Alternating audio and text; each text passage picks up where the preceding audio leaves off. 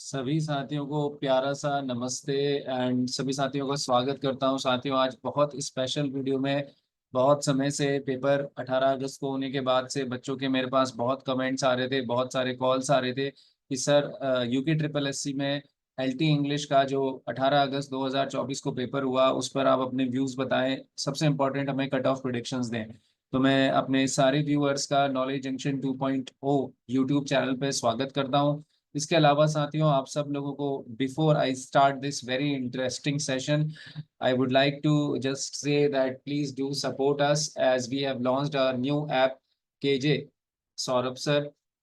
It has a very beautiful interface and we are trying to be more result oriented and more student friendly in terms of our fee structures, in terms of our launching our new short and pinpointed result oriented courses. Keeping that in mind, हमने 100 rupees का, जी हाँ, सिर्फ 100 rupees का एक mock test set डाला है grammar का उसमें, जो कि आपके लेक्चरर वालों के लिए, पॉली लेक्चरर वालों के लिए और इधर सभी टीजीटी पीजीटी एग्जाम्स में बहुत यूजफुल है।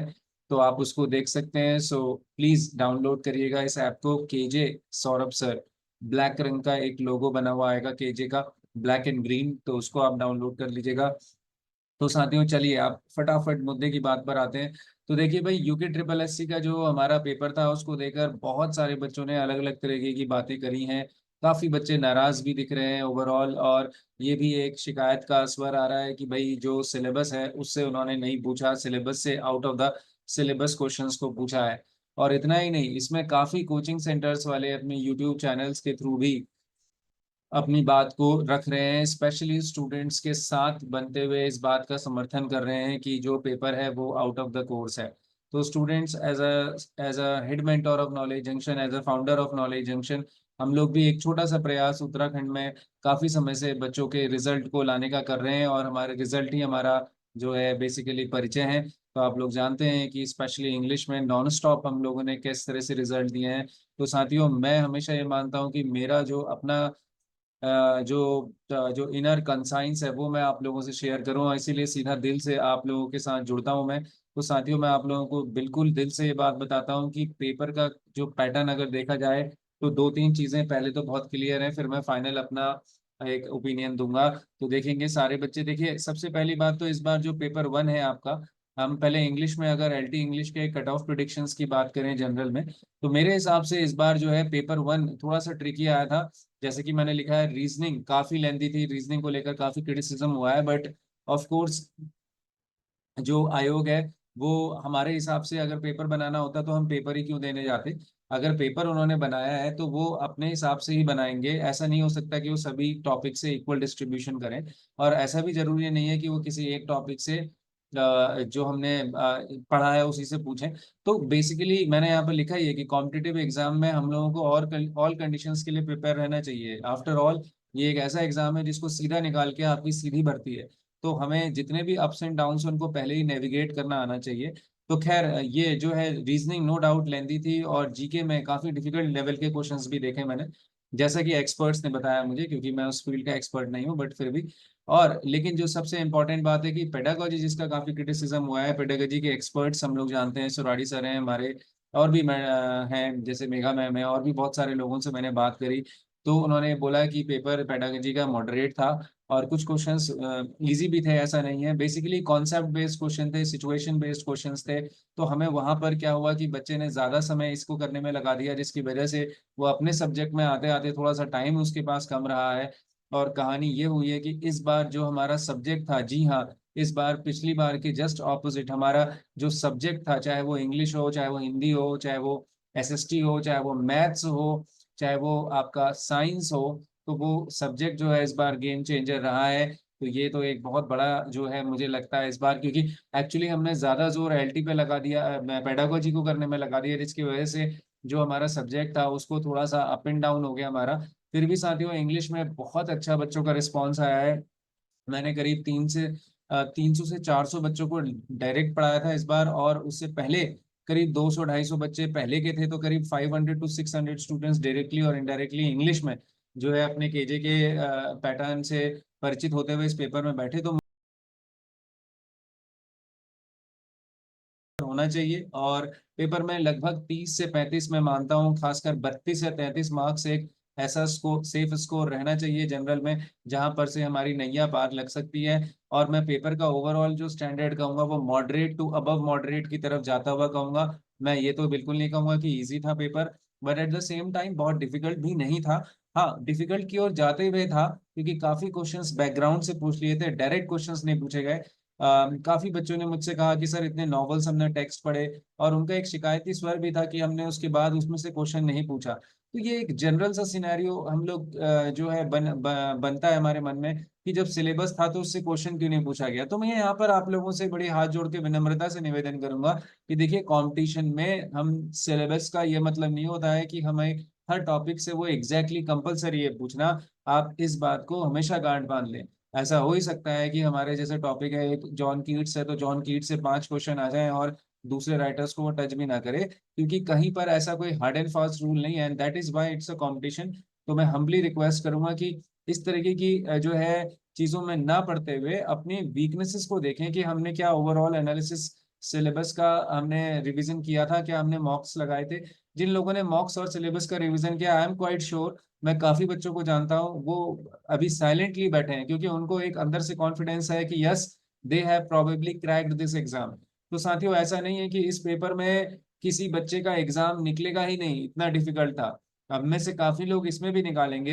हाँ, ओवरऑल मेरिट हाई या लो हर एग्जाम का अलग अलग ट्रेंड होता है, तो इस बार भी मेरिट जो है बहुत ज्यादा हाई नहीं जाएगी ऑब्वियसली, जैसा हम सोच रहे थे वैसा तो नहीं जाएगी, क्योंकि सब्जेक्ट ने अपना गेम प्ले किया है। और इसके अलावा पेपर वन ने जो है सब्जेक्ट तक आने तक बच्चे को थोड़ा सा कंफ्यूज करने का काम किया है। तो अगर इन दोनों का एक वो मिलाए, तो मेरे हिसाब से जनरल के लिए अगर आप 62 से 63 के बीच में आ रहे हैं, तो मेरे ख्याल से काफी अच्छा चांस है आपका जो है सीट निकालने का एलटी में। वही दूसरी तरफ अगर हम कैटेगरी की बात करें, तो हम इसमें +-2 और 3% कर लेंगे तो हमारा निकल जाएगा। जैसे मेरे ख्याल से SC ST में अगर हम 58 से 60 के बीच में कहीं आ रहे हैं, तो आपका चांस है। ओबीसी में लगभग 60 के आसपास, 60-61।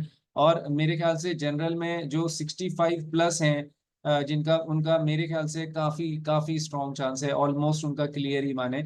और 63 तक में भी मेरे को लगता है बॉर्डर में अगर हैं आप 62-63, तो एक अच्छा, बहुत अच्छा चांस है आपका। क्योंकि इंग्लिश में क्योंकि पेपर वन में 30 तक एक जो है एक अच्छे बच्चे का एक एवरेज स्कोर 30 के आसपास ही आ रहा है, 28 से 30 के बीच में। जो बहुत एक्सेप्शनल हैं, जिन्होंने उस सब्जेक्ट के एक्सपर्ट्स हैं, उनका भी जब अगर हम देखें तो 35 के आसपास बन रहा है। तो एक हम नॉर्मल एक अगर हम एक पैटर्न ले लें जो एक, तो ये है। इसके अलावा अगर मैं जनरल बात करूं तो हिंदी में जी हाँ, पेपर वन काफी बच्चों का जो है कम हो गया है, तो उसकी वजह से हिंदी में ओवरऑल मेरिट थोड़ी सी कम जाती हुई दिखाई दे रही है। बट क्योंकि पेपर टू सबने हिंदी में अच्छा किया है, तो मैं नहीं कह सकता।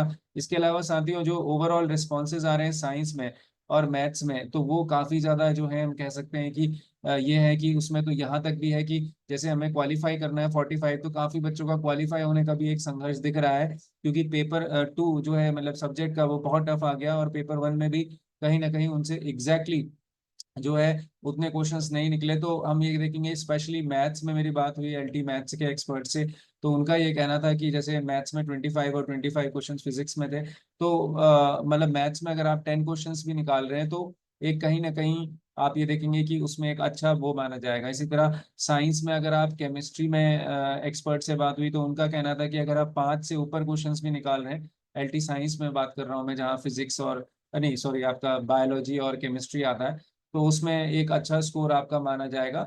बाकी बायोलॉजी में मैंने बात नहीं की है, मगर साइंस में इन जनरल एक यही फीलिंग है, साइंस और मैथ्स में, कि अगर आपका 55 के आसपास भी जा रहा है इन टोटल, तो जनरल में तो आपका एक स्ट्रॉन्ग चांस बन जाता है मेरे हिसाब से।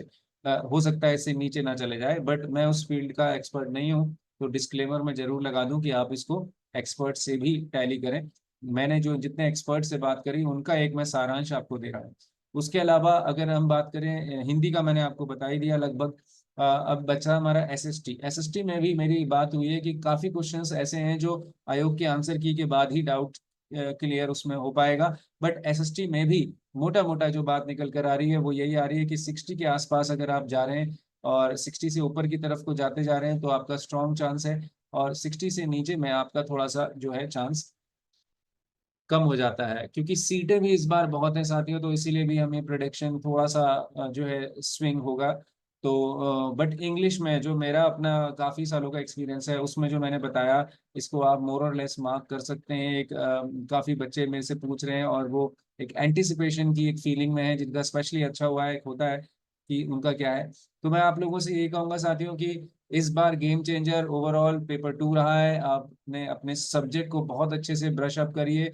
अब जो भी आपसे भूल हुई, लेक्चरर बिल्कुल सर पर आ रहा है, तो लेक्चरर के लिए अच्छे से तैयार करिए। और स्पेशली लेक्चरर में स्क्रीनिंग में आपका जो आपका सब्जेक्ट वाइज कट ऑफ निकलती है, वहाँ ये मेरिट में नहीं जाता है पेडागोजी, तो आप पेडागोजी और वो सब टॉपिक्स अच्छे से पढ़िए, ताकि इस बार हमें कोई एक्सक्यूज करने का वो ना मिले। और सबसे बड़ी बात कि आप सब्जेक्ट को डीप पढ़ते रहिए, क्योंकि आने वाले समय में यूके ट्रिपल एस सी या यूके पीएससी कॉन्सेप्चुअल ही क्वेश्चंस पूछने वाले हैं। ये ट्रेंड आगे की तरफ को बनेगा कि जहाँ पर आपको बिल्कुल आपके एजेस, जैसे हमारे लिटरेचर में लिटरेरी एजेस होती हैं, लिटरेरी टर्म्स होते हैं, उनका एक बेसिक बैकग्राउंड और कॉन्सेप्ट्स क्लियर नहीं होंगे, तो फिर हम खाली टू द पॉइंट अगर पढ़ेंगे और सोचेंगे कि ऐसे निकलेगा, तो फिर नहीं निकलने वाला है। तो मेरा यह आप लोगों से विनम्र निवेदन है कि rather than you can say rather than just cursing the system, or rather than saying that the paper was out of the syllabus, we must also reflect. Yes, we must be critical towards the people who are conducting the exams, if we are। और मैंने तो हमेशा ही support किया है, हम पूरी student community को हमेशा से ही, जो भी चीज़ें उनकी जायज़ रही हैं, चाहे वो यूपी ट्रिपल एस सी का पिछली बार एक बहुत बड़ा फेलियर रहा हो, चाहे वो बार बार डेट्स का आगे बढ़ाना रहा हो, हम लोग बहुत वोकल रूप से केजे ने अपनी बात को रखा है। बट यहाँ पर मैं थोड़ा सा अपने स्टूडेंट्स के साथ ये बस शेयर करना चाहता हूँ कि it's time to now start working on our weaknesses, on our loop holes. और सबसे बड़ी बात है कि time to introspect and see where we exactly went wrong. और जिन लोगों का निकलते हुए दिख रहा है, वो लोग भी बिल्कुल मेहनत जारी रखें। हम कहते हैं there are many slips between the cups and the lips, जब तक फाइनल रिजल्ट ना आ जाए तब तक हम कुछ भी नहीं कह सकते। ये एक टेंटेटिव मार्कर्स ही होते हैं, क्योंकि जो सिस्टम है वो अपना काम करता है।